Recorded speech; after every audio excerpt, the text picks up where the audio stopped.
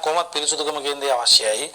හැබැයි මේ තෙල් එකේ තියෙන විශේෂත්වය තමයි කුමන ආකාරයේ වෛරසයක්, කුමන ආකාරයේ දිලීරයක්, කුමන ආකාරයේ බැක්ටීරියාවක් ආසාදන තත්ත්වයක් සමමත තිබුණාට මේක වතුර දාලා හොදන්න දෙයක් නැහැ. මේ තෙල් එක ගාපුවම විස බීජත් නාශනය වෙනවා කියන එක මතක තියාගන්න. මේ තෙල් එකේ කරන්න පුළුවන් වැඩ ගොඩයි කියලා කිව්වේ ඒකයි. ඒ නිසා සාමාන්‍ය තෙල් එකකදී අපි කරන දිලීර මරණ එක ඒ නිසා 아무තෙන් හොදන්න දෙයක් නැහැ ශරීරේ. පිරිසුදුකම කියන්නේ වටිනවා. නමුත් අලුතෙන් හොදන්න අවශ්‍යතාවයක් කියන දේ නැහැ. කිසිමක් අවශ්‍ය නැහැ. උදාහරණයක් අපි මම ඒක ඔබට පැහැදිලි කරලා දෙන අංගම් පිටියකදී යමකට හානියක් වුණොත් එම ඔව් ඒ දාඩිය පියාගෙන අර මේදී සාමාන්‍ය පැය ගන්න ගිහලා එතකොට මේ රෝගියා වේදනාවෙන් විඳින කාල සීමාව වැඩි නිසා මේක අර දාඩිය තියෙන ශරීරයක උනත් ගන්න පුළුවන්. ඕනම කෙනෙක් නොනාන කෙනෙක් නාන කෙනෙක් ඕනම කෙනෙක් පාවිච්චි කරපුවත් තෙල් එක. ඒකට හේතුව තමයි ඔය මේ තෙල් එක සකස් කරලම තියෙන්නේ ශරීර අභ්‍යන්තර වූ ශරීර බාහිර වූ සියලුම විස බීජ නාශනය කරන ආකාරය තමයි මේක සකස් කරලා තියෙන්නේ. කිසිම විස බීජයක්. ඒ කියන්නේ දැන් අපි සාමාන්‍යයෙන් ගත්තොත් සමහර රසායනික ඖෂධ නම් 99%ක් වෛර අයින් කරනවා කියන මේකේ තියෙන විශේෂ එකක් 100%ක් අයින් කරනවා. හරි මම බලනකොට 100%ක් විස බීජ නාශනය කරන්න පුළුවන් ඖෂධයක් තමයි අංගම් ප්‍රාණතයි. ඒ නිසා මේක හොඳට මතක තියාගන්න. මේක ආලේප කිරීමේදී කල යුතු වන්නේ අතර තෙල් බිඳුවක් අතර ගන්න. තෙල් බිඳුවක් අතර ගන්න හොඳට මේ අත තමයි පිරිමදින්නේ. ඔබට සාමාන්‍ය පැහැදිලිව මේ නිකන් ඔබ අත් දෙකක් අර එකතු කරා අතේ ඔබට දැනෙනවා සාමාන්‍ය රස්නයක්. ඒ රස්නේ දෙගුණයක් තෙගුණයක් සාමාන්‍ය වෙනවා මෙන්න මේ විදිහට ඔබ මේ තෙල් එක අතර ගන්න පිරිමැදීම තුල. අන්න ඒ රස්නේ තමයි ශරීර අවශෝෂිත රස්නේ. සාමාන්‍ය දැඩි රස්නයක් වුණොත් එහෙම සාමාන්‍යයෙන් එතන යම් අවහිරතාවයක් ඇති වෙනවා. යම් අධික සීතලට වුණොත් එහෙම එතන ඒ අවහිරතාවයක් ඇති. හැබැයි මද රස්නේ කියන්නේ ස්වභාවයේ පවතින උණුසුමට සමාන උණුසුමට මේක රත් කරගන්න. ඒක කරන්න පුළුවන් එකම දේ තමයි අවකාශ ධාතු දෙක තිබුණු අත් දෙක සාමාන්‍ය අතින් අත. ඒ කියන්නේ පුෂ්ඨය මත පුෂ්ඨයට තෙල් ආලේප කරලා මෙන්න මේ හොඳට ආලේප කරනවා. ඊට පස්සේ තමන්ගේ මේ හානිය සිදුුනේ තමයි යම් තල්මක් සිදුුනේ මේ ස්ථානේ නම් මේ මුලින් කරන්න ඕන අපි පල්ලෙහාතර ආලේප කරන්නේ නෙමෙයි. තුන් අතක සාමාන්‍ය තද කරලා මෙන්න මේ විදිහට ආලේප කරන්න. මේ උඩ හතර පහ සලකුණක් කමන්න තෙල් ටික යන කාලේ ඊට පස්සේ ක්‍රමානුකූලව සාමාන්‍යයෙන් මගේ නම් ඉල්ලීම මෙන්න මේ සාමාන්‍ය ආකාරයට මේක පිරිමැදිලා අත පිරිමැදිලා. ඒ පිරිමැදීමේදී ඔබට පැහැදිලි වෙයි මේ පිරිමැදීම සාමාන්‍ය ඒකාකාරී රස්නයකින් සාමාන්‍ය මේ විදිහට පිරිමැදීදී සාමාන්‍ය සෙල්සියස් අංශක 40 වගේ රත් වෙනවා. ඒ ඇත්තට සෙල්සියස් අංශක 40 කියලා කියන්නේ සාමාන්‍ය යම් රසායනිකයන් කියන්නේ සෙල්සියස් අංශක 35න් එහාට සාමාන්‍ය යම් රසායනිකයන් වාෂ්පශීලී වෙන අවස්ථාව.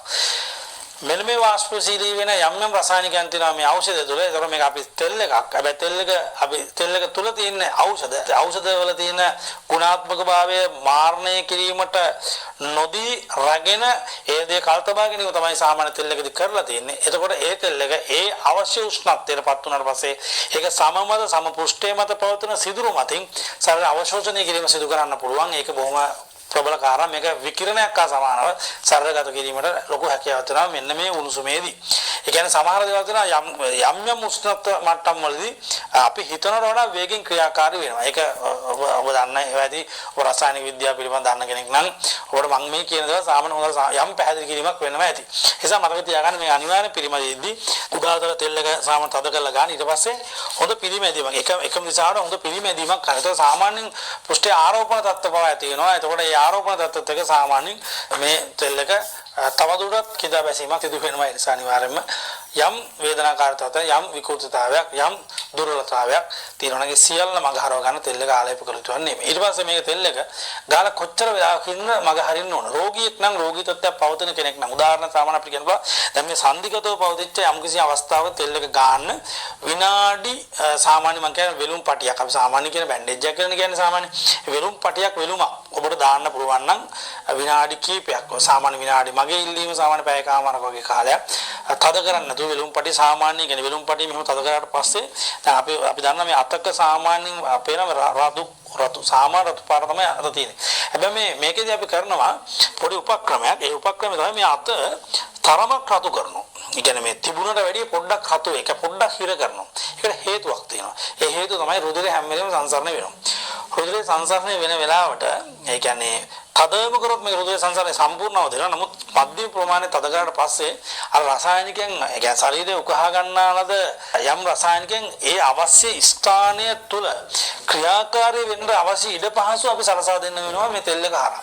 අපි කරන ක්‍රියාවාරය. එතකොට අපි ඒක කරන්න අනිවාර්ය තෙල්ලක ශරීර අභ්‍යන්තර ගලණය වීම අවම කරන්න. ඒ නිසා ගොඩක් අපි කරන්නේ තෙල්ලක පොඩක් මේ තෙල්ලක ආලේප කරලා යම් ප්‍රමාණයක තද කරලා මේ අපි ගැට ගහලා බැඳලා තියෙනවා.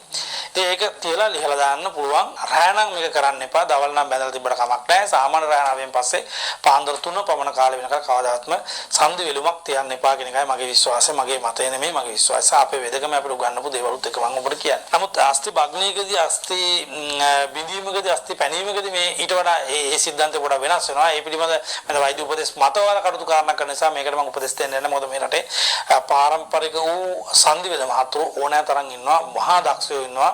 ඒ දක්ෂ වෙද මහතුරුද්දී ඒ හැමෝටම පිටුවහලක් වෙන තෙල් එකක් ගැන තමයි මේ කතා කරේ. ඒ හැමෝටම මේක ඕන වෙයි. මොකද මේක ඕන වෙන්නේ මේක ඍජුව වැඩ කරන්න පුළුවන් බොහෝ ගුණදායක බොහෝ ගුණ දෙන තෙලක්.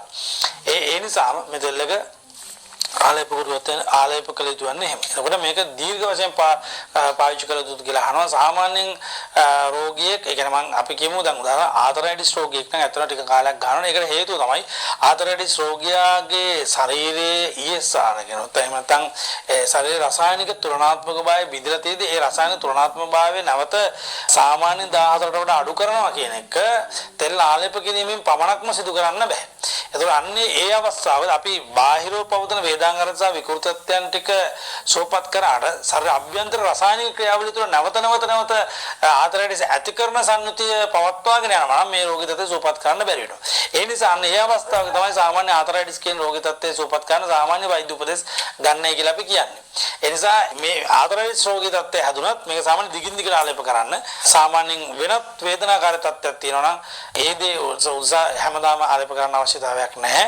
වේදනාව ඇති වෙච්චවම ආලේප කරන සමහර උපරිම දවස් දෙකක් තුනක් ඇදියන ගොඩක් කරලා මේක එක දවසයි දෙකයි. දීර්ඝ කාලීනව ඔබට පවතින කොන් දෙකක්ම අන් දෙකක්ම අතපයක්ම ආදී කොටගත් ඒවල් තියෙනවා නම් ඒ දේවල් දවස් කීපයක් කියන්නේ ඇත්තට ලොකු දවසක් නෙමෙයි. සාමාන්‍ය දවස් 7ක් 8ක් වගේ ආලේප කරන හොඳටම ඇති කියන්නේ ඔබ හරියට කරන්න හරියට කරොත් ඇති.